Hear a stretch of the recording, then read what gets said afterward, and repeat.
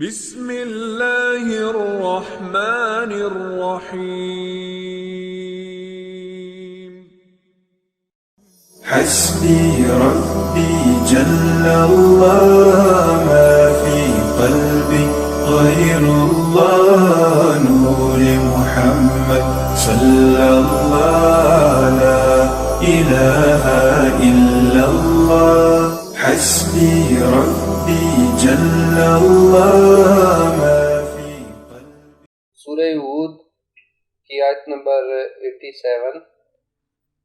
اعوذ باللہ من الشیطان الرجیم. قالوا یا شعیب الصلاۃ تأمرک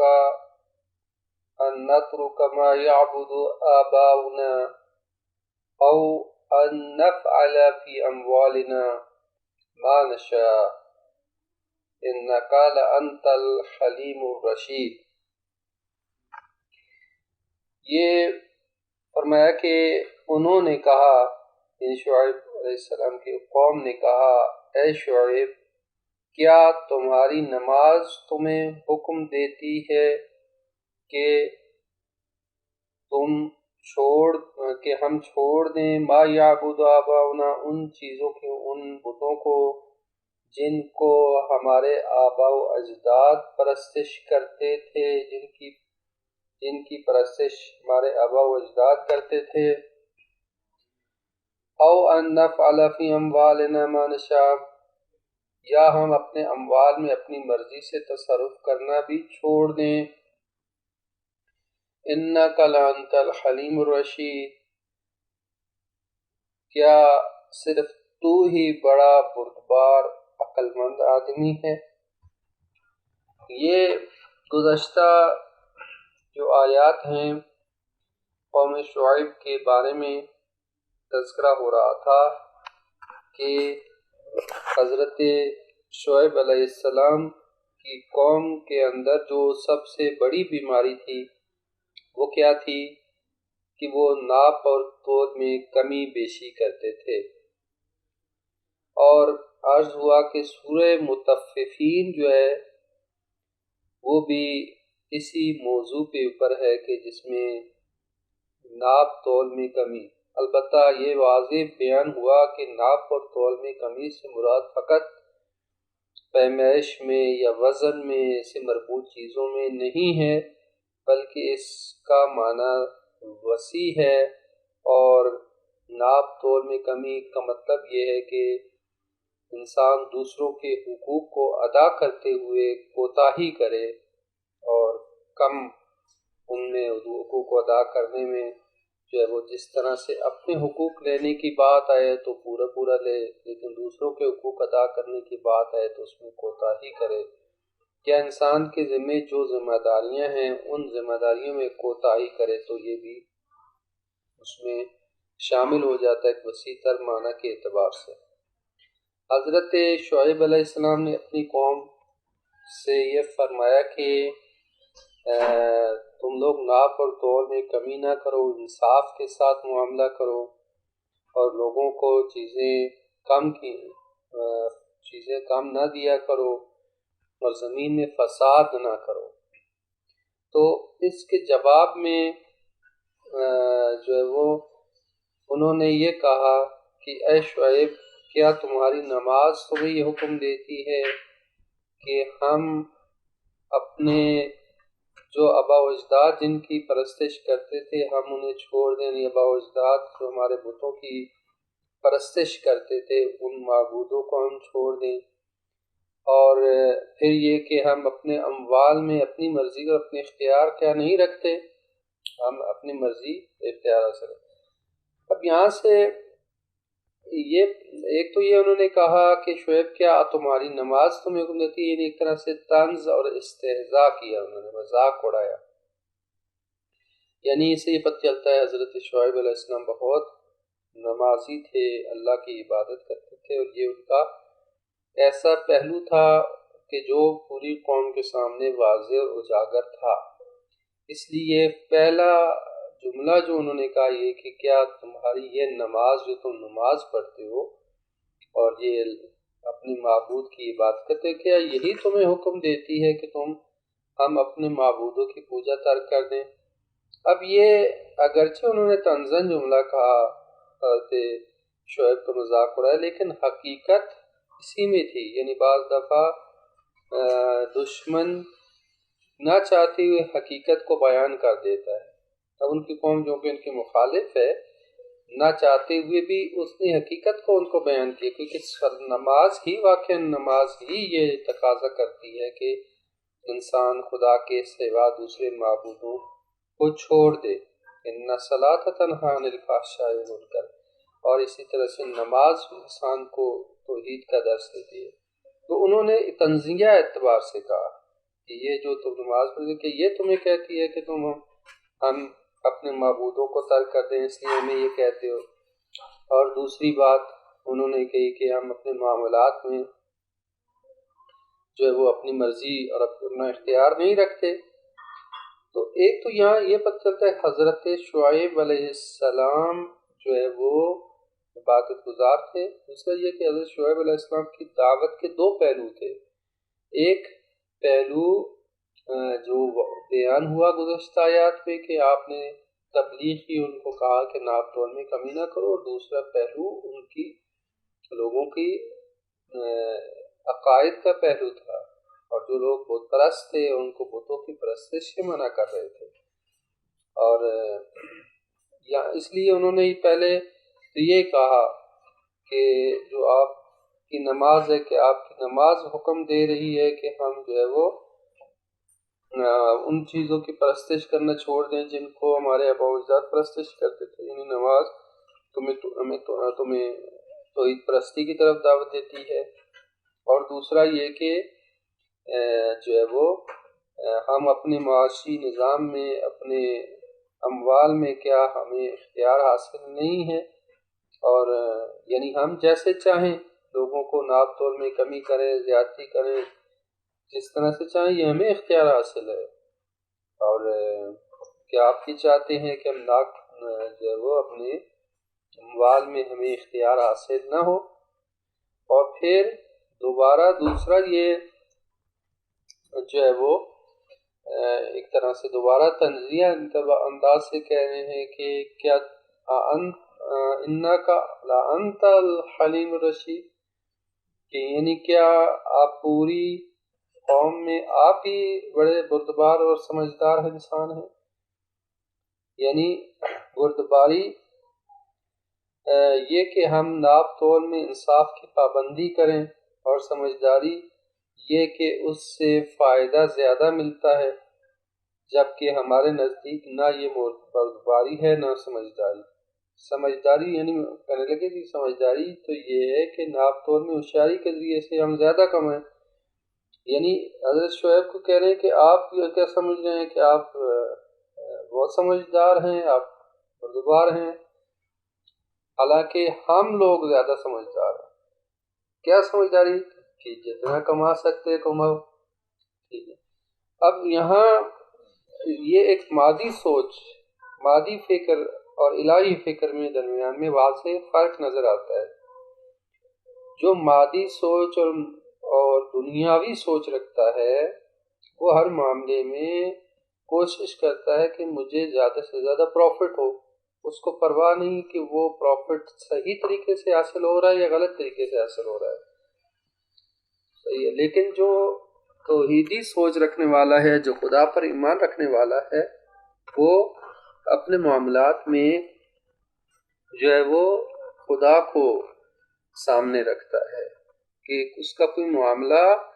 غلط نہیں ہونا چاہیے، خدا کی مرضی کے برخلاف نہیں ہونا چاہیے۔ تو لہٰذا وہ ناپ تول میں کمی نہیں کرے گا، وہ کوئی ایسا معاملہ نہیں کرے گا کہ بظاہر ممکن ہے اس کو کوئی ظاہری طور پر مادی فائدہ ہی ہو، لیکن اس کے اندر خدا کی رضا موجود نہ ہو، اس لیے حرام معاملات انجام نہیں دے گا۔ تو وہ جو مادی سوچ اور دنیاوی سوچ رکھنے والے لوگ ہیں وہ یہ سمجھتے ہیں کہ ہوشیار چالاک وہ ہے کہ جو زیادہ پروفٹ کما لے، ٹھیک، اور اس لیے کہنے لگے کہ شاید تم سمجھتے ہو کہ تم زیادہ سمجھدار ہو، نہیں، ہم زیادہ سمجھدار ہیں، ہمیں پتہ ہے کہ کیسے زیادہ پروفٹ کمانا ہے، کیسے لوگوں کو فریب دینا ہے، کیسے لوگوں کو دھوکہ دینا ہے۔ جیسے کہ آج ساری دنیا جو ہے اسی چیز کے پیچھے لگی ہوئی ہے کہ کیسے دوسروں کو بیوقوف بنانا ہے اور کس طریقے سے جو ہے وہ لوگوں کو غلط جو ہے وہ گائیڈ کر کے کمائی کرنی ہے۔ آپ دیکھ رہے ہیں جتنی کمپنیز ہیں، جتنے بھی سلسلہ ہے، جتنا بھی کاروبار ہے، وہ جو ہے وہ دوسروں کو دھوکہ دینے کے اوپر زیادہ ڈیپینڈ کرتے ہیں، یعنی حقیقت نہیں بیان کی جاتی ہے۔ آپ کو جو جنس بیچی جا رہی ہے اس کی حقیقت تو نہیں بتائی جاتی، اس کی خوبیاں صرف بیان کی جاتی ہیں، اس کی خامیاں بیان نہیں کی جاتی ہیں، اور خوبیاں بیان کر کے اس کو بڑھا چڑھا کے اس کی قیمت ڈبل ٹرپل کر کے لی جاتی ہے۔ تو یہ کیا ہے؟ یہ بھی ایک طرح سے فریب ہے، اور اپنی طرف سے وہ سمجھداری اور ہوشیاری سے کام لے رہے ہیں، لیکن دین کے نظر میں یہ لوگ درست نہیں ہیں۔ دین کے نظر میں یہ لوگ احمق ہیں، بیوقوف ہیں۔ کیوں؟ نہ فقط یہ کہ دوسروں کو دھوکہ دے رہے ہیں، فریب دے رہے ہیں، بلکہ اپنے آپ کو فریب دے رہے ہیں، کیونکہ وقتی طور پر ممکن انہیں فائدہ حاصل ہو جائے، لیکن یہ معاشرے کے اندر جو فریب کاری رواج پا رہی ہے، اس کی بازگشت ان کی طرف بھی ہو رہی ہے۔ یعنی آج ہمارا معاشرہ جو جا رہا ہے بے ایمانی کی طرف جا رہا ہے، اور معاشرے کے اندر جو مشکلات وجود میں آتی ہیں اور روز بروز اس کے اندر پستی وجود میں آتی ہے، تو وہ کیا یہ ایک چکر ہے اور یہ ایک سرکل ہے، جو کہ سرکل گھوم کے انسان خود اسی پر ہی آتا ہے۔ یعنی ایک بندہ، فرض کے ایک انسان جو ایک بندے کو بیوقوف بناتا ہے اور اپنی ایک غلط چیز، گھٹیا چیز دوسروں کو دیتا ہے، صحیح، اب وہ دوسرا تیسرے کو دھوکہ دے گا، تیسرا چوتھے کو دے گا، اس طرح سے یہ سرکل گھوم کے پھر اسی کے اوپر آئے گا۔ اب یہ شخص جس نے کسی کو بیوقوف بنایا، اس کو بھی کسی اور چیز میں کسی اور نے بیوقوف بنایا، اس طرح سے یہ سرکل ہے پورا معاشرہ جو اس کی لپیٹ میں آتا ہے۔ تو یعنی دین جو یہ کہہ رہا ہے کہ اگر سب ایمانداری سے کام لیں تو جو چیز حقیقت پہ مبنی ہے، اس حقیقت کی بنیاد پر اس کی قیمت لگائیں، تو وہ معاشرہ ترقی کی طرف جائے گا، تکامل کی طرف جائے گا، پیش رفت کی طرف جائے گا۔ اور اسی وجہ سے آپ دیکھیں کہ غیر مسلم اور دوسری قومیں جو کہ سویلائزڈ قومیں ہیں، وہ ہم سے آگے اس لیے نکل گئی ہیں کہ کیونکہ انہوں نے ہر چیز میں معیار کو مد نظر رکھا ہے، کوالٹی کی بنیاد پر، اور جو چیز کہتے ہیں اس کو صاف انداز سے بیان کرتے کہ یہ چیز اس طرح کی کوالٹی کی ہے اور یہ چیز اس طرح کوالٹی کی ہے، مکس نہیں کرتے، صحیح ہے۔ تو یہ حقیقت میں سمجھداری نہیں بلکہ یہ بے وقوفی ہے، جس کی وجہ سے پورا معاشرہ لپیٹ میں آتا ہے۔ تو یہ جو قوم شعیب تھے وہ یہ کہہ رہے ہیں کہ ہم تو اپنے کہیں، آپ اپنے آپ کو سمجھدار سمجھتے ہیں، آپ سمجھتے ہیں کہ بڑے حلیم ہیں، آپ بڑے رشید ہیں، نہیں، ہم آپ سے زیادہ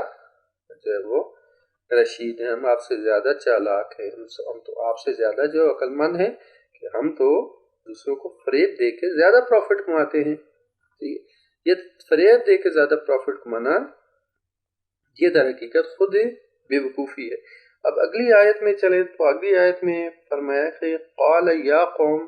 ارأیتم ان کنت علی بینۃ من ربی ورزقنی منہ رزقا حسنا، شعیب علیہ السلام نے کہا کہ اے میری قوم، مجھے بتاؤ کہ اگر میں اپنے رب کی طرف سے دلیل کے ساتھ ہوں، یعنی مجھے میرے رب نے دلیل دی ہے، ورزقنی منہ رزقا حسنا، اور اس نے مجھے اپنے ہاتھ سے بہترین رزق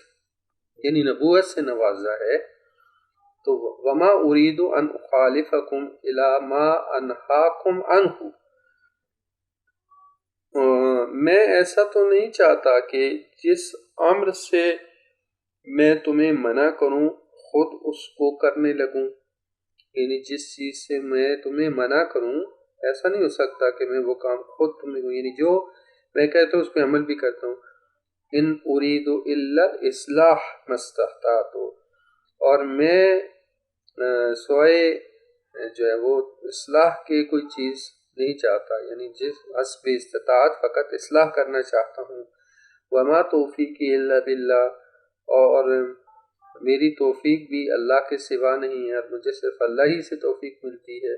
علیہ توکلت، اور اسی پر میرا توکل ہے، وإلیہ انیب، اور اسی کی طرف میں رجوع کرتا ہوں۔ تو حضرت شعیب علیہ السلام نے اپنی قوم کے جواب میں جو ان کا تنزیہ انداز تھا، پہلے نماز کے اوپر جو ہے وہ مذاق کیا، پھر یہ کہ کہا کہ تم بڑے عقل مند بنتے ہو، بڑے زیادہ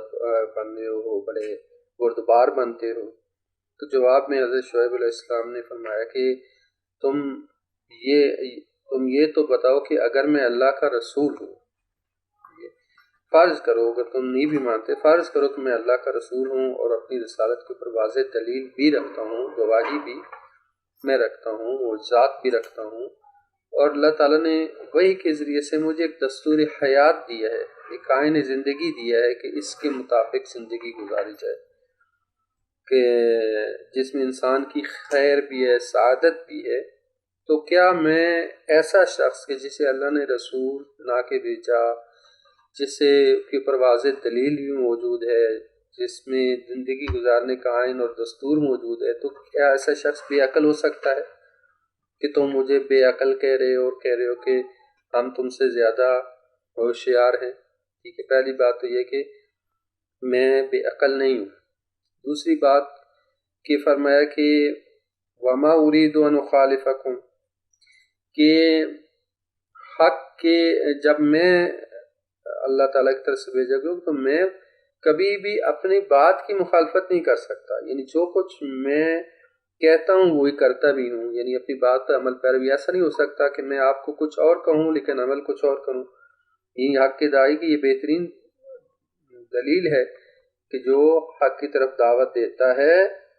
جو کچھ وہ کہتا ہے خود اس پر عمل کرتا ہے۔ یعنی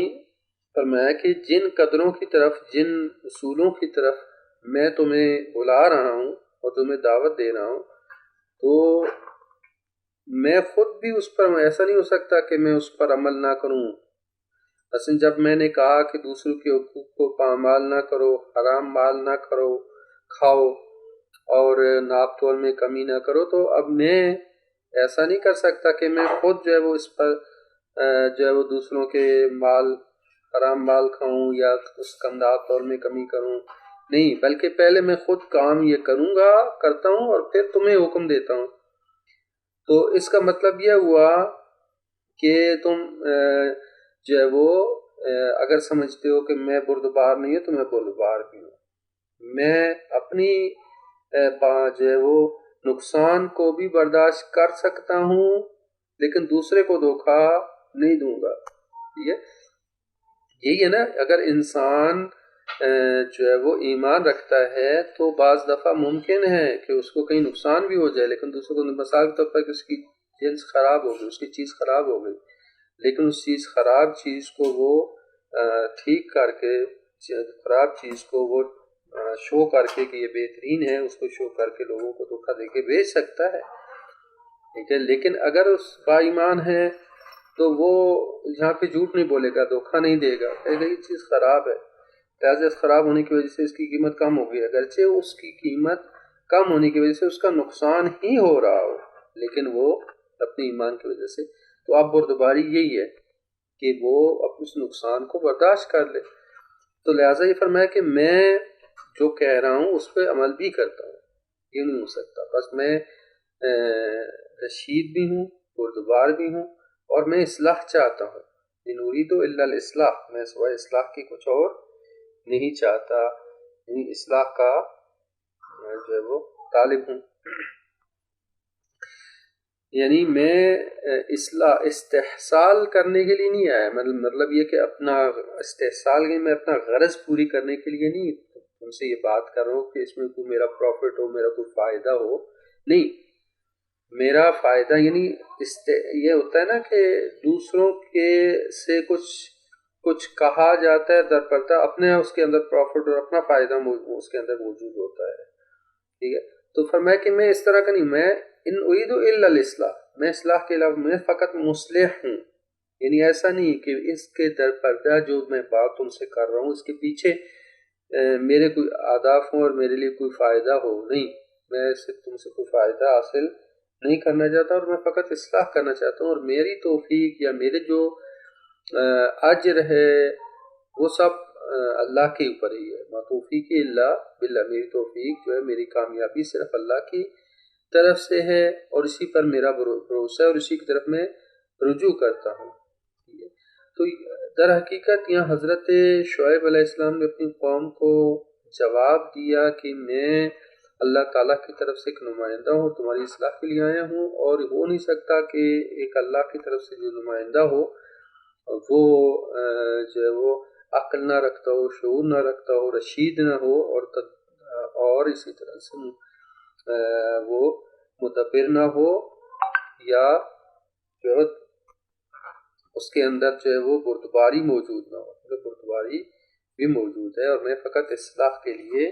آیا ہوں، تمہاری اصلاح کرتا ہوں، میری توفیق فقط اللہ تعالیٰ کی طرف سے ہے۔ پھر یہ فرمایا کہ یا قوم لا یجرمنکم شقاقی، لا یجرمنکم شقاقی ان یصیبکم مثل ما اصاب قوم نوح، اور فرمایا کہ اے میری قوم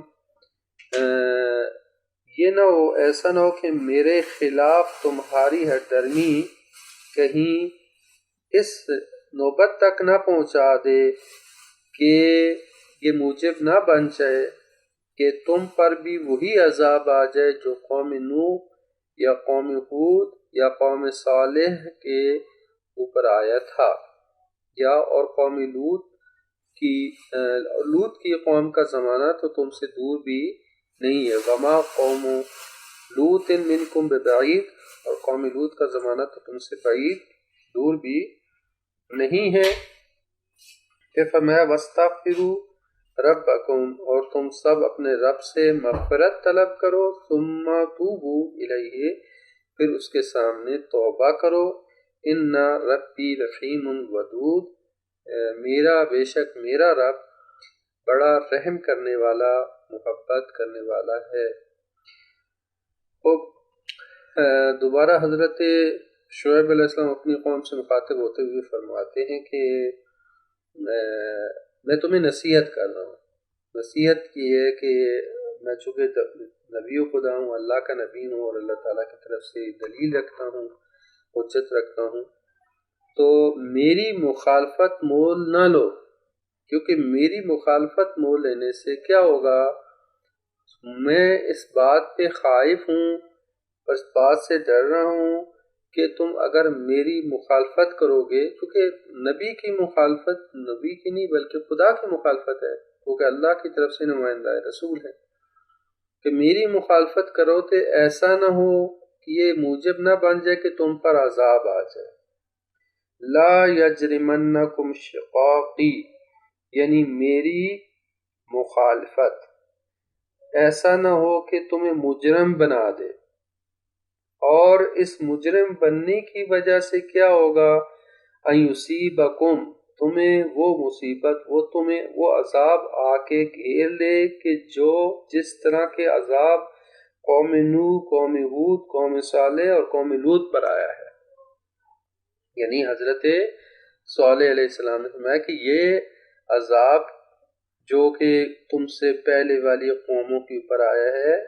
قوم نوح کے اوپر، قوم ہود کے اوپر، قوم صالح، یعنی اس کا مطلب اس سے پہلے یہ قومیں گزر چکی ہیں، قوم نوح گزر چکی ہے، قوم ہود گزر چکی ہے، قوم صالح گزر چکی ہے، اور قوم لوط بھی ان سے پہلے گزر چکی ہے، کہ جس طرح کا عذاب ان کے اوپر آیا، انہوں نے کیا کیا، انہوں نے اپنے نبی کی مخالفت کی، نبی کی مخالفت سے یعنی خدا کی مخالفت ہے، تو جس کی وجہ سے وہ اللہ تعالیٰ کے عذاب میں مبتلا ہوئے اور مجرم بن گئے۔ اور فرمایا کہ قوم لوط تو تم سے زیادہ دور بھی نہیں ہے، اس کا مطلب ہے کہ قوم لوط جو ہے وہ یہ اسی جو ان کا جو زمانہ قوم شعیب کا زمانہ ہے، اس سے تھوڑا ہی وقت پہلے جو ہے وہ گزرے تھے، اور لوگ جو ہے وہ اس کے بارے میں آگاہ تھے۔ حضرت شعیب علیہ السلام کی قوم زمانے کے اعتبار سے بھی قوم لوط سے قریب تھی، اور بعض روایات کے مطابق ان دو قوموں کے درمیان تقریباً 3 یا 700 سال کا، اس سے زیادہ یا اس سے کم فاصلہ تھا، 300 سال سے 700 سال کے درمیان بتایا گیا ہے، اور مکانی اعتبار سے بھی قریب تھی،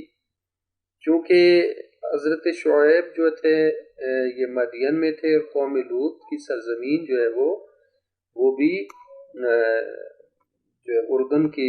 علاقے میں تھی، جو کہ صدوم، سرزمین صدوم تھی۔ یہ اردن اور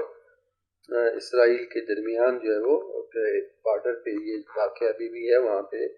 کوئی جھیل ہے کہ جو انتہائی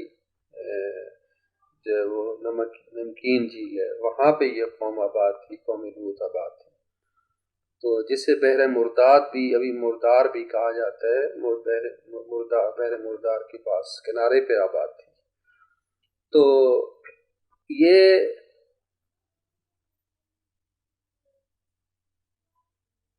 حضرت ابراہیم اور حضرت لوط علیہ السلام کا یہ زمانہ اکٹھا ہی ہے، کیونکہ پیچھے گزر چکا ہے۔ جب فرشتے آئے تھے حضرت ابراہیم کے پاس، تو وہی فرشتے جو ہے وہ حضرت ابراہیم کی خوشخبری دینے کے لیے آئے تھے، اور ایک طرح وہی فرشتے دوبارہ حضرت لوط کے پاس آئے ان کی قوم کو عذاب کی خبر دینے کے لیے۔ اور حضرت لوط جو ہے وہ حضرت ابراہیم کے بھانجے یا بھتیجے بتائے جاتے ہیں، کہ وہ حضرت ابراہیم علیہ السلام نے انہیں بھیجا تھا اس قوم کی ہدایت کے لیے۔ یعنی اصل میں حضرت ابراہیم علیہ السلام صاحب شریعت نبی تھے، حضرت لوط صاحب شریعت نہیں تھے۔ انہوں نے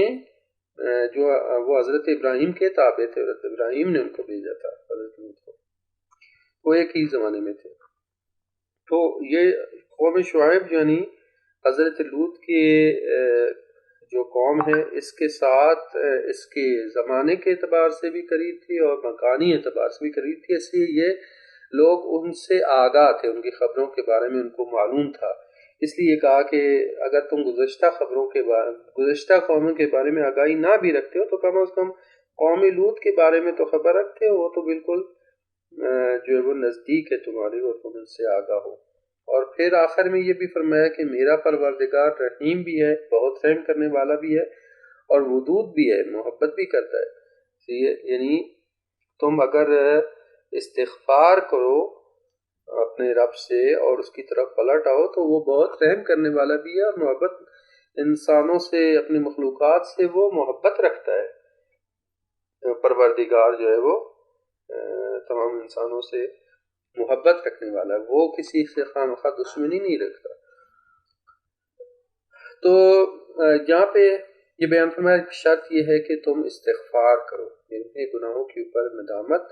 اور ندامت کے ساتھ ساتھ یہ کہ واپس اپنی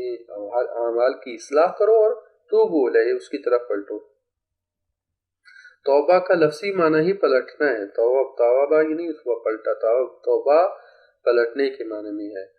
یعنی انسان اپنے گناہوں کے اوپر استغفار کرے، مغفرت طلب کرے، اور پھر اس کی طرف واپس پلٹے۔ چونکہ انسان گناہوں کی وجہ سے اور خدا کی معصیت کی وجہ سے اور خدا کی نافرمانی کی وجہ سے اس سے دور ہو جاتا ہے، راستہ بھٹک جاتا ہے، اس کے راستے سے ہٹ جاتا ہے۔ تو لہٰذا توبہ کے نتیجے میں، توبہ کے ذریعے سے انسان واپس خدا کی طرف، اس کے راستے کی طرف پلٹتا ہے۔ اس لیے فرمایا کہ استغفار کرو اور اس کی طرف واپس پلٹو، تاکہ وہ جو ہے وہ تمہاری اس کے نتیجے میں جو ہے وہ بہت رحیم ہے، بہت رحم کرنے والا ہے، اور ودود بھی ہے۔ دیکھیے یہ توبہ استغفار کا لازم ہے، یعنی انسان استغفار جب کرتا ہے تو استغفار کے نتیجے میں توبہ حاصل ہو جاتی ہے، ٹھیک ہے نا۔ استغفار یہ کیا ہے؟ یعنی اللہ تعالیٰ سے مغفرت طلب کرنا، معافی مانگنا، ٹھیک ہے، معافی مانگنا، اور پھر اپنے اعمال کی اصلاح کرنا۔ استغفار کے نتیجے میں انسان کو کیا حاصل ہوتی ہے؟ توبہ حاصل ہوتی ہے۔ یعنی توبہ اس میں مصدر ہے، یعنی توبہ کب حاصل ہوتی ہے انسان کو؟ استغفار کے لیے، یعنی کہتے ہیں توبہ کی، توبہ ایک عمل، ایک پروسیس ہے، توبہ ایک عمل ہے، پروسیس ہے، جس میں انسان ندامت اختیار کرتا ہے، خدا سے معافی مانگتا ہے، اور اس استغفار اور معافی اور اس ندامت کے نتیجے میں انسان کو توبہ حاصل ہوتی ہے۔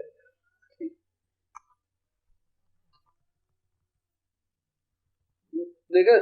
توبہ نصوح تو پھر وہ اس کی توبہ کی اعلیٰ ترین قسم ہے نا۔ توبہ نصوح یہ ہے کہ انسان ایسی توبہ کرے کہ جس کے بعد دوبارہ کبھی بھی گناہ کی طرف نہ پلٹے، یعنی اتنی خالص توبہ کہ توبہ کی اعلیٰ ترین قسم. آگے چلتے ہیں، بہرحال سوال آخر میں انشاءاللہ. قالوا یا شعیب ما نفقہ کثیرا مما تقول وإنا لنراك فينا ضعيفا ولولا رهتك لرجمناك وما أنت علينا بعزيز. اب یہ شعیب علیہ السلام کی قوم نے دوبارہ یہ کہا کہ اے شعیب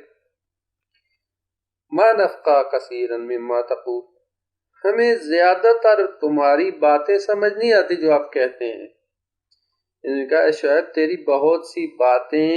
تمہاری سمجھ سے باہر ہیں. ما نفقہ کثیرا، ہم بہت زیادہ سے تمہاری باتوں کو نہیں سمجھتے مما تقول جو تم کہتے ہو. اور ان لنراک فینا ضعیفا، اور بے شک ہم تمہیں اپنے درمیان میں کمزور بھی پاتے ہیں، تو کمزور سے ایک ضعیف سے انسان ہو. لیکن ولولا رہتک، اگر آپ کی فیملی نہ ہوتی، آپ کا قبیلہ نہ ہوتا، آپ کا خاندان نہ ہوتا، آپ کی برادری نہ ہوتی، لرجمناک، تو ہم تمہیں سنگسار کر دیتے. وما انت علینا بعزیز، اور تم ہمارے اوپر کوئی زیادہ بھاری بھی نہیں ہو، ہمارے لیے تم بڑے بامعزز بھی نہیں ہو. اب یہاں قوم شعیب گستاخی پہ اوپر آتے ہیں، یعنی باوجود حضرت شعیب علیہ السلام ان کو بڑے احترام کے ساتھ سمجھا رہے ہیں، بڑی عزت کے ساتھ اور بڑے وقار کے ساتھ ان کو نصیحت کر رہے ہیں، لیکن جاہل قوم ہے. ان کی جہالت کا اندازہ اسی سے کیا جا سکتا ہے کہ یہ کہنے لگے کہ ہم آپ کی زیادہ تر باتیں تو ہمیں سمجھ بھی نہیں آتی، آپ کیا کہتے ہیں. حالانکہ بالکل سادہ انداز سے ان کو سمجھا رہے ہیں، کیونکہ ہر نبی مکلف ہوتا ہے کہ قوم کی زبان میں بات کرے. اس قوم کے زبان میں بات کرے کا مطلب یہ ہے کہ اس قوم کی سطح فکری کے مطابق بات کرے، ان کو منظر مثالوں کے ذریعے سے بات کرے. ہر نبی اسی طرح تھا کہ ہر نبی اس قوم کی زبان میں اس قوم کی سطح فکری کے مطابق بات کرتا تھا، کیونکہ اللہ تعالیٰ نے یہ حکم دیا، کیونکہ ہدایت کے لیے آئے ہیں اور ان کی سطح فکری کے مطابق بات کر رہے ہیں. لیکن اس کے باوجود یہ سمجھنا نہیں چاہتے، کہتے ہیں کہ ہم آپ کی بہت ساری باتیں تو سمجھتے نہیں، آپ کیا کہہ رہے ہیں. یعنی سمجھنے کی کوشش ہی نہیں کرتے، سننے سمجھنے کے لیے آمادہ ہی نہیں ہے، تنگ نظر ہیں، بے وقوف ہیں، احمق ہیں، جاہل ہیں. تو کہنے لگے کہ آپ کے فلسفے اپنی جگہ، یہ جو فلسفے آپ بیان کرتے ہیں نا، تو یہ فلسفے اپنے پاس ہی رکھو. یعنی دوسرے اعتبار سے یعنی گستاخی کر رہے ہیں نا حضرت شعیب علیہ السلام سے، کہ آپ کی باتیں ہمیں ہماری سمجھ سے باہر ہیں، جو باتیں آپ کرتے ہیں. یعنی جس طرح سے وہ کوئی پڑھا لکھا انسان کسی کو سمجھانے کی کوشش کرتا ہے تو اس کو کہتے ہیں کہ یہ اپنے فلسفے اپنے پاس رکھو، ہمیں تمہارے فلسفوں کی ضرورت نہیں. تو اس طریقے سے ان کی باتوں کو ٹھکرا رہے ہیں اور پیچھے چھڑانے کی کوشش کر رہے ہیں. اب جب وہ علمی اعتبار سے، منطقی اعتبار سے جواب نہیں دے سکتے، اب یہ جاہل کی علامت ہوتی ہے کہ جب جاہل منطقی علمی اعتبار سے کسی کو جواب نہیں دے سکتا تو وہ کیا کرتا ہے، وہ زور پہ اتر آتا ہے، وہ جو ہے وہ بدماشی پہ اتر آتا ہے، وہ زور زبردستی کرنے لگتا ہے. ٹھیک ہے، تو یہی ہوا، کہنے لگے کہ ہمیں آپ کی باتوں سے سروکار نہیں، ہمیں باتیں آپ کی سمجھ نہیں آتی، ہم صرف تمہارا لحاظ اس لیے کر رہے ہیں کہ تمہارا قبیلہ مضبوط ہے. اب اس سے پتہ چلتا ہے حضرت شعیب علیہ السلام اسی قوم کے درمیان سے تھے، اور اس لیے جو اخ کا لفظ استعمال ہوا ہے، بھائی کا لفظ استعمال ہوا ہے. اور دوسرا یہ کہ حضرت شعیب کا قبیلہ بھی مضبوط تھا، اور قبیلے کی وجہ سے ہم آپ پر ہاتھ نہیں اٹھا سکتے، ورنہ آپ کی کوئی خود حیثیت نہیں ہے، آپ کمزور سے ہیں. اچھا، اس کا مطلب یہ کہ حضرت شعیب علیہ السلام جسمانی طور پر بھی زیادہ مضبوط نہیں تھے اور ایج کے اعتبار سے بھی زیادہ تھے، کہ ہم اپنے آپ درمیان میں تمہیں ضعیف پاتے ہیں، کمزور بھی ہیں آپ،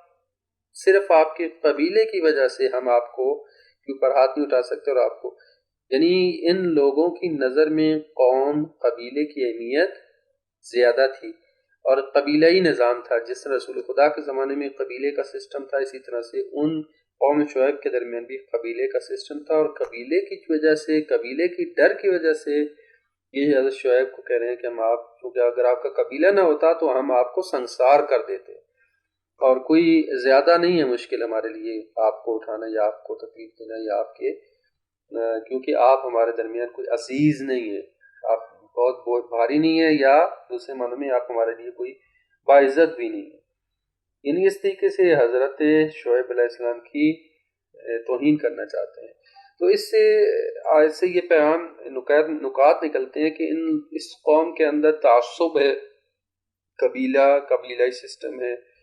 عقل اور فہم کی کمی ہے، اس لیے کہہ رہے ہیں کہ ہم آپ کی بہت ساری باتیں نہیں سمجھتے. اور الہی نظریات کا جو حامل ہے، جو کہ ثابت ہو چکا ہے کہ وہ اللہ کے نبی ہیں، جیسے گزشتہ آیات میں بیان ہو چکا، حضرت شعیب نے ان کو واضح طور پر بیان کرتے کہ میں اللہ کا نبی ہوں، میری مخالفت مول نہ لو. تو وہ اس الہی انسان جو کہ اللہ تعالیٰ کی طرف سے اس کو کچھ نہیں سمجھ رہے، اس کو حقیر سمجھ رہے ہیں، فقط اس بنیاد پہ ان کو نقصان نہیں پہنچا سکتے چونکہ ان کے قبیلہ ہیں مضبوط ہے. اور جو ہے وہ حتیٰ اس حد تک وہ گستاخی پہ اتر ہیں اور کہنے لگے کہ ہم آپ کو سنسار کر دیتے اگر آپ کا قبیلہ نہ ہوتا، اور پھر یہ کہ آپ عزیز نہیں، ہمارے درمیان کوئی معزز نہیں ہے، کوئی قابل احترام بھی نہیں ہے. تو یہ ایک طرح سے بہت بڑی توہین تھی جو کہ ان کی قوم نے حضرت شعیب علیہ السلام سے کی، لیکن اس کے باوجود حضرت شعیب علیہ السلام کی بردباری اور حضرت شعیب علیہ السلام کا صبر دیکھیں کہ اس کے باوجود آپ غصے میں نہیں آتے. اور پھر کیا جواب دیتے ہیں حضرت شعیب؟ فرماتے ہیں قال یا قومی، اے میری قوم، یعنی بڑی مہربانی کے ساتھ خطاب فرما رہے ہیں کہ اے میری قوم، ارہتی اعز علیکم من اللہ، کیا میری قوم، میرا قبیلہ تمہارے نزدیک میرے اللہ سے تم زیادہ معزز ہے، زیادہ تمہارے لیے مہم ہے؟ یعنی میرا قبیلہ تمہارے لیے جو ہے وہ اللہ سے بڑھ کر عزیز ہے. اتخذتموہ وراءکم ظہریہ، کیا تم نے اللہ کو پس پش ڈال دیا ہے، یعنی اللہ کو جو کہ تمہارا رب ہے، جو کہ تمہارا خالق ہے، اس کو بالکل پس پش ڈال دیا. تخذتموہ،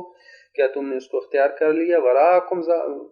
ظہریہ یعنی اپنے پس پش ڈال دیا تمام معاملات میں.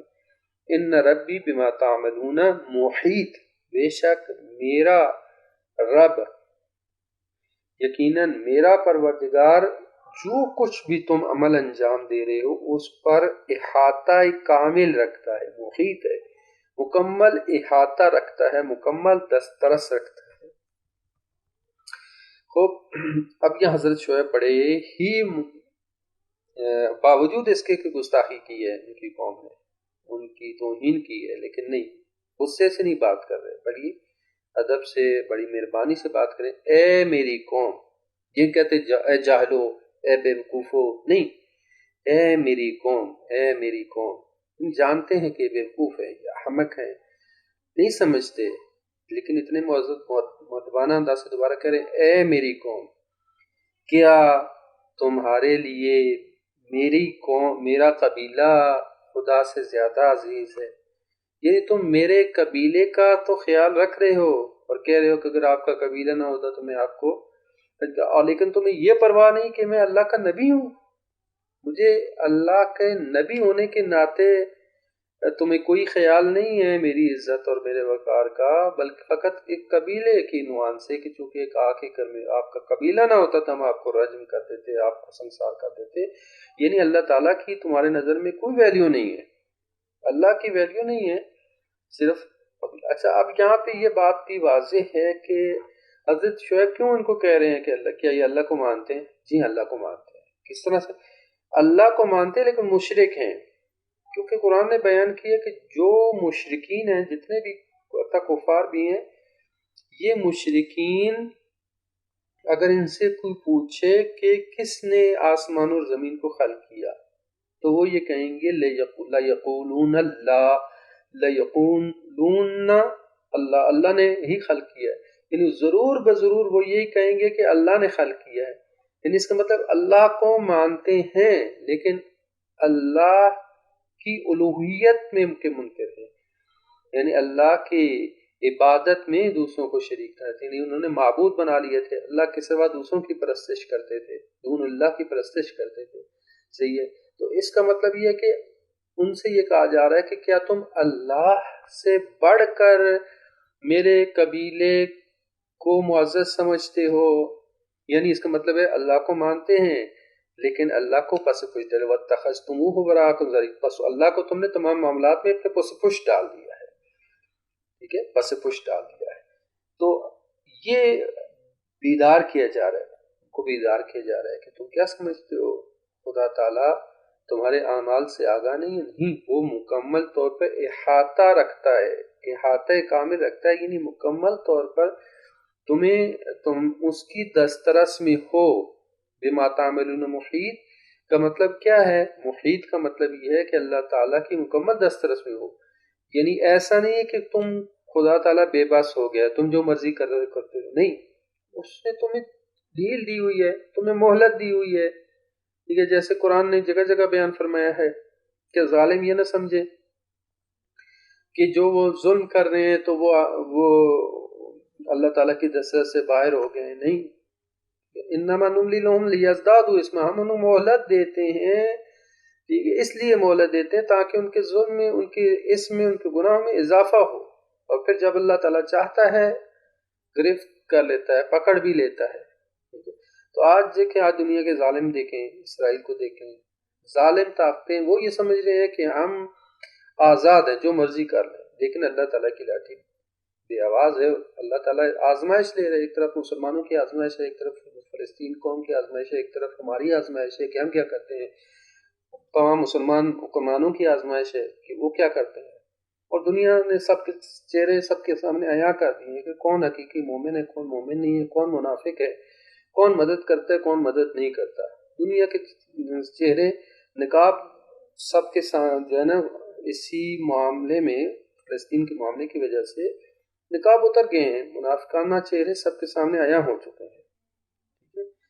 حتیٰ جو امام کعبہ صاحب بھی یہ کہہ رہے ہیں کہ مسلمانوں کو چاہیے کہ اس فتنے سے دور ہے، فتنہ ہے، اور اپنے حکمرانوں کے مطابق چلیں۔ اب اس سے بڑھ کر کیا ہو سکتا ہے کہ کون مومن ہے، کون مومن نہیں ہے، یہ تو اللہ تعالیٰ آزمائش کرتا ہے۔ اللہ تعالیٰ چاہے تو ظالموں کی فوراً گرفت کر سکتا ہے، لیکن اللہ تعالیٰ آزمائش آزماتا ہے، تو یہ ہم اس لیے مہلت دیتے ہیں تاکہ ان کے گناہوں میں اضافہ ہو۔ تو اللہ تعالیٰ محیط ہے، احاطہ کیا ہوا ہے، ان ربک لبالمرصاد، تیرا پروردگار گھات لگائے بیٹھا ہے، اور جب چاہے جس جگہ چاہے پکڑ سکتا ہے۔ تو یہاں حضرت شعیب علیہ السلام یہ بیان فرما رہے ہیں کہ تم جو کچھ بھی عمل کرتے ہو، تمہارے اعمال پر کاملاً احاطہ رکھتا ہے، یعنی تمہارے اعمال اس کی قدرت سے باہر نہیں ہیں، جب چاہے جس وقت چاہے تمہیں پکڑ سکتا ہے، خبر بھی رکھتا ہے اور دسترس بھی رکھتا ہے، تم اس کی دسترس سے باہر نہیں ہو۔ پھر فرمایا یا قوم اعملوا علی مکانتکم انی عامل سوف تعلمون، اے میری قوم تم سب عمل کرو۔ اب یہاں حضرت شعیب علیہ السلام نے ان کو ایک طرح سے چھوڑ دیا، کیا کہہ کے چھوڑ دیا کہ اگر تم میری بات کو نہیں مانتے، یا قوم، اے میری قوم، اعملوا علی مکانتکم، اپنے تئیں اپنی جگہ پر تم عمل کرو، جیسے سمجھتے ہو عمل کرو، انی عامل، میں بھی عمل کر رہا ہوں، سوف تعلمون، ان قریب تم جان لو گے، من یاتی ہے عذاب،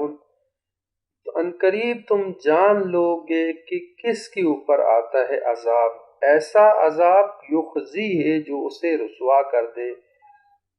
ومن ہوا کاذب، اور کون ہے جو کہ کاذب ہے، ان قریب تم جان لو گے کہ کس پر عذاب آتا ہے جو اسے رسوا کر دے، اور کون کاذب ہے، کون جھوٹا ہے۔ وارتقبوا، اور تم انتظار کرو، انی معکم رقیب، اور بے شک میں بھی تمہارے ساتھ انتظار میں ہوں،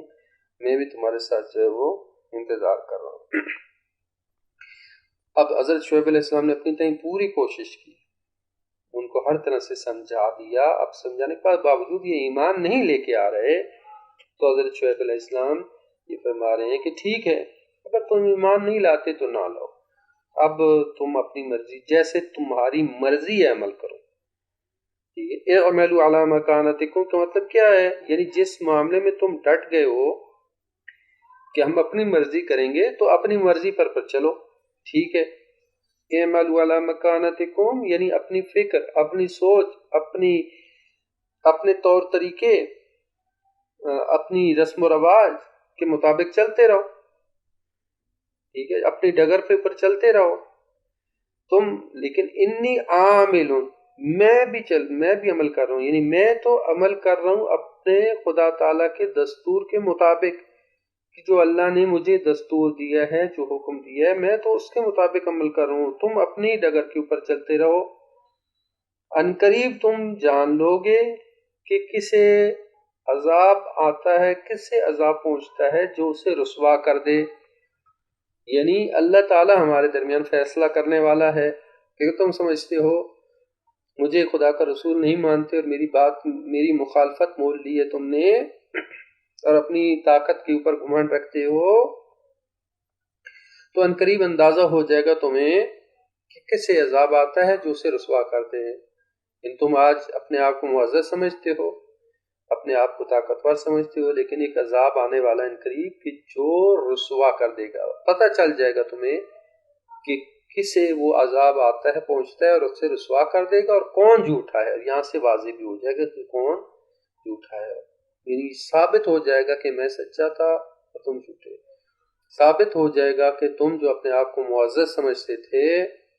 اور مجھے ذلیل سمجھتے تھے، نہیں بلکہ عزیز خدا تعالیٰ کی ذات ہے اور اس کے رسول ہیں جو کہ عزیز ہیں، اور وہ عذاب آئے گا جو تمہیں رسوا کر دے گا۔ تو لہٰذا یہاں پہ نقطہ پیغام یہ لیتے ہیں کہ باطل جتنا بھی طاقتور ہو، آخر کا رسوائی اس کا سر انجام، اس کا رسوائی ہے، وہ رسوا ہو کر رہتا ہے۔ اور یہ بھی کہ مومن جو ہمیشہ اللہ کی رحمت کا طالب ہوتا ہے، فرمایا کہ تم بھی انتظار کرو، میں بھی انی معکم رقیب، یعنی میں بھی انتظار میں ہوں، یعنی انشاءاللہ وہ وقت قریب ہے کہ جب اللہ ہمارے اور تمہارے درمیان فیصلہ کر دے گا اور حق اور باطل بالکل واضح ہو جائے گا، اور اس وقت جو ہے وہ تمہارے لیے رسوائی ہے اور اللہ تعالیٰ کا عذاب تمہارے لیے مبتلا ہوگا اور اللہ تعالیٰ میں سرخرو کرے گا۔ ہم انتظار میں ہیں اس وقت کے۔ پھر یہ ارشاد فرمایا کہ وَلَمَّا جَاءَ أَمْرُنَا نَجَّيْنَا شُعَيْبًا، اب اس کے بعد کیا ہوا؟ جب حضرت شعیب علیہ السلام کی انہیں حجت تمام کر دی، تو اس کے بعد جب ہمارا حکم آ گیا، ہمارا فیصلہ آ گیا، نَجَّيْنَا شُعَيْبًا، ہم نے نجات دی شعیب علیہ السلام کو، وَالَّذِينَ آمَنُوا مَعَهُ، اور ان لوگوں کو جو کہ ایمان لائے تھے ان کے ساتھ، بِرَحْمَةٍ مِنَّا، اپنی رحمت کی وجہ سے، اپنی رحمت کے ذریعے سے، وَأَخَذَتِ الَّذِينَ ظَلَمُوا الصَّيْحَةُ، اور پکڑ لیا، گھیر لیا ان لوگوں کو جنہوں نے ظلم کیا تھا، الصیحہ ایک ہولناک، ایک انتہائی خطرناک چیخ نے گھیر لیا، ایک جھنگاڑ نے ان کو گھیر لیا، فَأَصْبَحُوا فِي دِيَارِهِمْ جَاثِمِينَ، تو اپنے گھروں میں اونڈے پڑے رہ گئے۔ اور پھر فرمایا کہ کان لم یغنوا فیہا، ایسا کہ وہ اس میں تھے ہی نہیں، الا بعدا لمدین کما بعدت ثمود، آگاہ ہو جاؤ کہ قوم مدین یعنی قوم شعیب کے لیے اسی طرح سے لعنت ہے اور اللہ کی رحمت سے دوری ہے جس طرح کے قوم سمود کے لیے دوری ہے۔ اب جواب میں حضرت شعیب علیہ السلام نے جب حجت تمام کر دی تو اللہ تعالیٰ کی طرف سے عذاب آ گیا، اور حضرت شعیب نے فرمایا تھا کہ اب تم اپنی جگہ پہ چلتے رہو، یعنی کہ اب تمہارے لیے فیصلہ اللہ تعالیٰ کی طرف سے ہو چکا ہے، اللہ تعالیٰ کی طرف سے حجت تمام ہو چکی ہے، تم ایمان لانے والے نہیں ہو، تو اب اس کے بعد فرمایا کہ وَلَمَّا جَاءَ أَمْرُنَا، ہماری طرف سے فیصلے کا وقت آ گیا، اللہ تعالیٰ کا حکم آ گیا کہ اب ان کو کل عذاب آنا ہے۔ اب اللہ تعالیٰ کی طرف سے جب عذاب آ گیا تو اللہ شعیب نے کو حکم دیا کہ آپ یہاں سے نکل جائیں، اور وہ شعیب اور ان کی قوم، ان کے پر ایمان لانے والے کچھ افراد۔ اب یہاں نقطہ یہ کہ حضرت شعیب کو ایسا نہیں کہا کہ حضرت شعیب اور ان کے پورے قبیلے کو ہم نے بچا دیا، نہیں، قبیلہ ملاک نہیں ہے، اللہ کے نزدیک قبیلہ ملاک نہیں ہے، اللہ کے نزدیک ایمان ملاک ہے۔ اب ان کے قبیلے میں سے بھی ممکن ہے بعض لوگ ایمان لائیں، بعض ایمان نہیں لائے۔ حضرت شعیب کے قبیلہ ہے، ان کی برادری ہے، لیکن جو ان کے اوپر ایمان لائیں، اللہ کے نزدیک معیار برادری نہیں ہے، اللہ کے نزدیک معیار قبیلہ نہیں ہے، اللہ کے نزدیک معیار کوئی نسل، کوئی قبیلہ، کوئی قوم نہیں ہے، بلکہ معیار ایمان ہے۔ لہذا فرمایا کہ ہم نے نجات دی شعیب کو اور وہ لوگ جو ایمان لائے تھے معاون کے ساتھ، برحمت منا، اپنی رحمت کی بنیاد پر، وہ بھی نجات بھی اپنی رحمت کی وجہ سے ان کو رحمت، ورنہ جب اللہ تعالیٰ کا عذاب آتا ہے تو پھر عذاب اتنا شدید ہوتا ہے کہ سب اس کی پکڑ میں آ جاتے ہیں، مگر یہ کہ جس کو اللہ اپنی رحمت سے بچا لے، اللہ نے اپنی رحمت کے ذریعے سے ان کو بچا لیا۔ لیکن باقی سارے قوم، باقی سارے کیا ہو گئے؟ اللہ تعالیٰ کی اس گرفت میں آ گئے، اللہ تعالیٰ کے حفاظت کی گرفت میں آ گئے۔ اخذت الذین ظلموا، جن لوگوں نے ظلم کیا تھا، ظلم کیا ہے؟ ظلم یعنی اللہ تعالیٰ کے اوامر کی نافرمانی کرنا، ظلم اپنے نفس پر بھی ظلم بھی ہے، دوسروں پر بھی ظلم ہے، یعنی یہ لوگ معاشرتی اعتبار سے بھی ظالم تھے، دوسروں کے حقوق کی خیال نہیں رکھتے تھے، اور اپنے اوپر بھی ظلم کرنے والے تھے، اوامر الہی کی نافرمانی کرنے والے تھے، بس یہ ظالم تھے۔ تو یہ لوگ جو ظالم تھے، انہیں صیحہ نے، ایک تیز چیخ نے، ایک تیز جو ہے وہ چنگھاڑ نے آ لیا۔ اب دو طرح سے ان پر عذاب آیا، ایک تو یہ کہ ہولناک چیخ آئی، اور دوسری سورہ اعراف میں جیسے بیان ہوا کہ رجفہ، ایک زلزلے نے، تیز زلزلے نے انہیں آ گھیرا۔ اب اس میں تضاد نہیں ہے، ممکن ہے کہ اس تیز زلزلے کے ساتھ ساتھ چیخ بھی ہو، چنگھاڑ بھی ہو، یہ اس تیز چنگھاڑ، ایک تیز چیخ بھی آئی جس کی وجہ سے ان کے کانوں کے پردے پھٹ گئے، اور ساتھ ساتھ زلزلہ بھی آیا اور مکان ان کے دھس گئے زمین میں اور وہ تہس نہس ہو گئے۔ اور فرمایا کہ فَأَصْبَحُوا فِي دِيَارِهِمْ جَاثِمِينَ، وہ اپنے گھروں میں اوندے پڑے تھے۔ اچھا، اب اوندے پڑے تھے، اور اس کے بعد اگلی آیت میں فرمایا كَأَن لَّمْ يَغْنَوْا فِيهَا، یعنی اس طرح سے وہ صاف ہو گیا ان کی قبیلہ اور ان کی بستی کہ گویا کہ وہ یہاں پہ تھے ہی نہیں۔ اس کا مطلب یہ ہوا کہ پہلے مرحلے میں ان کو جو رجفہ ہے، اس کی تیز صیحہ ہے اور تیز جنگاڑ آئی اور تیز آواز آئی، اس کی وجہ سے مر گئے اور اپنے گھروں میں اوندے پڑے تھے، اور اس کے بعد تیز زلزلہ آیا جس کی وجہ سے ان کے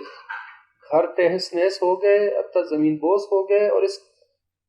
زمین میں دھس گئے۔ گویا کہ فرمایا کہ کان لم یغنوا فیہا، اس طرح سے ہو گئے کہ گویا یہاں پہ کوئی بستا ہی نہ تھا، گویا کہ یہاں پہ وہ بستے ہی نہیں تھے۔ اتنا اللہ تعالیٰ نے ان کو سخت جو ہے وہ عذاب دیا، اور قیامت تک کے لیے عذاب کی مسئلہ۔ یہ تو دنیاوی عذاب تھا نا، دنیاوی عذاب، لیکن آخرت کا عذاب ہمیشہ ہمیشہ کے لیے عذاب میں مبتلا ہو جائے۔ جتنی قومیں، قوم نوح، قوم ہود، قوم سمود، قوم لوط اور یہ قوم شعیب، جتنی بھی قومیں اللہ تعالیٰ کے عذاب میں مبتلا ہوئی، یہ دنیاوی عذاب تھا، دنیاوی عذاب تھا۔ اس کا اخروی عذاب جو ہے وہ ہے جو کہ ہمیشہ ہمیشہ کے لیے، اور ہمیشہ ہمیشہ کے عذاب میں مبتلا ہو گئے۔ تو لہٰذا فرمایا کہ ان کے لیے کیا ہے، الا بعدا لمدین۔ اب یہ اخروی عذاب کی بات کی ہے، دنیاوی عذاب تو ہو گیا اب دنیاوی عذاب کاٹ دیا تو کیا اس کے بعد ان کے لیے رحمت ہے؟ نہیں، بعدن کیا ہے؟ رحمت کے برخلاف ہے، یعنی اللہ تعالیٰ اپنی رحمت کے ذریعے سے بچاتا ہے کسی کو، لیکن یہ اللہ کی رحمت سے دور ہیں، انتہائی دور ہیں، اتنے دور ہیں کہ اللہ کی رحمت جو کہ اتنی وسیع ہے، وسع رحمتی، جس کی رحمت اتنی وسیع ہے، اس کی وسیع رحمت بھی ان تک نہیں پہنچتی، یعنی انہوں نے اپنے آپ کو اتنا دور کر دیا رحمت الہی سے کہ ان کی رحمت الہی ان کے شامل حال نہیں ہوتی۔ بعدن، بعید ہے، دور ہی ہے ان کے لیے۔ ٹھیک ہے، لعنت کا مطلب بھی یہ ہوتا ہے نا کہ لعنت وہ ملعون وہ ہوتا ہے جو اللہ کی رحمت سے دور ہوتا ہے. تو بعداً لمدینہ، قوم شعیب کے لیے جو ہے وہ انتہائی دوری ہے یعنی اللہ کی رحمت سے دوری ہے، جس طرح سے قوم سمود کے لیے، جس طرح قوم سمود کے لیے تھا کہ وہ قوم سمود اللہ کی رحمت سے دور ہو گئے، اسی طرح سے قوم شعیب بھی دور ہو گئے. اب اس میں ایک اہم نقطہ یہ ہے کہ جتنی بھی قومیں ہلاک ہوئیں من حیث القوم جو ہے وہ ہلاک ہوئیں، ان میں سب ایک ہی پائے کے لوگ نہیں تھے. کچھ زیادہ ظالم تھے، کچھ کم ظالم تھے، کچھ زیادہ فاسق تھے، کچھ کم فاسق تھے، کچھ زیادہ جو ہے وہ اکڑتے تھے، کچھ کم اکڑتے تھے، اور ممکن ہے کچھ خاموش تھے. صحیح ہے، لیکن جب عذاب آئے تو پوری قوم کے اوپر عذاب آیا. اب اس میں عبرت ہے کہ جب اللہ تعالیٰ کسی قوم پر عذاب بھیجتا ہے تو من حیث القوم جب عذاب آتا ہے تو فقط وہاں پہ موجود ظالموں کے اوپر، یا جو زیادہ کرتے ہیں، یا جنہوں نے انبیاء کی یا خدا تعالیٰ کی اوامر کی مخالفت کی، فقط ان پر عذاب نہیں آتا، بلکہ ان پر بھی عذاب آتا ہے جو ان کی باتوں پر راضی ہوتے رہتے ہیں. ان پر بھی عذاب آتا ہے جو خاموش رہتے ہیں. یہ بہت بڑی بات ہے. یعنی ہمیشہ عذاب فقط ظالموں پر یا جو ارتکاب جرم کر رہے ہیں فقط ان پر نہیں آتا، بلکہ اس قوم کے خاموش رہنے والے طبقے اور اس قوم کے فعل پر راضی رہنے والوں پر بھی عذاب آتا ہے. ٹھیک ہے، تو لہٰذا وہاں پہ انسان کو چاہیے کہ اللہ تعالیٰ سے ڈرے. خصوصاً آپ دیکھیں مسلمانوں کی جو وضعیت ہو چکی ہے کہ انتہائی زیادہ ظلم کے باوجود اکثریت خاموش ہے، ساکت ہے. ہمارے حکمران تو ساکت ہی ہیں، خاموش ہی ہیں. ان کے اوپر تو اللہ کا عذاب اور اللہ کا قہر آئے گا ہی آئے گا. کتنے مظالم کو دیکھنے کے باوجود، کہ فلسطینیوں کی چیخیں سننے کے باوجود، بچوں کی چیخیں سننے کے باوجود، کہ دیکھ رہے ہیں سب کچھ دنیا کے سامنے ہو رہا ہے، لیکن اس کے باوجود ساکت ہیں، خاموش ہیں. کوئی ان کے لیے آواز بلند نہیں کرتا، کوئی جو ہے وہ زور نہیں دیتا اسرائیل کے اوپر کہ جنگ کو بند کرے. کوئی اس قابل نہیں، کوئی اس قدر ان لوگوں کے اندر جرت نہیں کہ کم از کم کوئی امداد ان تک پہنچ جائے. کوئی ان کو زور نہیں دیتا اس مصر کے اوپر، اس منافق ٹولے کے اوپر کہ وہ راستہ کھول دے اور امداد جو ہے وہ مظلوم فلسطینی تک پہنچ جائے، کہ وہ بارڈر بند کر کے بیٹھے ہوں. تو کیا یہ اللہ تعالیٰ کی عذاب نہیں آئے گا؟ یقیناً اللہ تعالیٰ کا عذاب آئے گا، اور اس عذاب میں یہ سارے لوگ جو کہ اس فعل پر راضی ہیں یا خاموش بیٹھے ہوئے ہیں وہ بھی مبتلا ہوں گے. تو ڈرنا چاہیے. جب ظلم حد سے بڑھ جاتا ہے تو پھر اللہ تعالیٰ کی طرف سے قہر نازل ہوتا ہے. تو اب ظلم حد سے بڑھ چکا ہے. ہم دعا کرتے ہیں اللہ تعالیٰ مظلومین کی مدد فرمائے اور ہماری آخری حجت امام زمانہ کے ظہور میں تعجیل فرمائے، تاکہ ظلم و ستم کا خاتمہ ہو سکے اور اس ظالم اور جابر حکمرانوں اور حکومتوں کو بالخصوص اسرائیل اور امریکہ اور دیگر جتنی بھی ظالم اور جابر طاقتیں ہیں، خدا تعالیٰ ان کو نابود فرمائے اور فلسطین کے مسلمانوں کو اس ظلم و ستم سے نجات عطا فرمائے اور ہمیں ان کے بارے میں اپنی ذمہ داری ادا کرنے کی توفیق عطا فرمائے. آج کے لیے اتنا ہی کافی ہے. اللہ تعالیٰ ہم سب کو قرآن کریم کو سمجھنے اور اس پر عمل پیرا ہونے کی توفیق عطا فرمائے.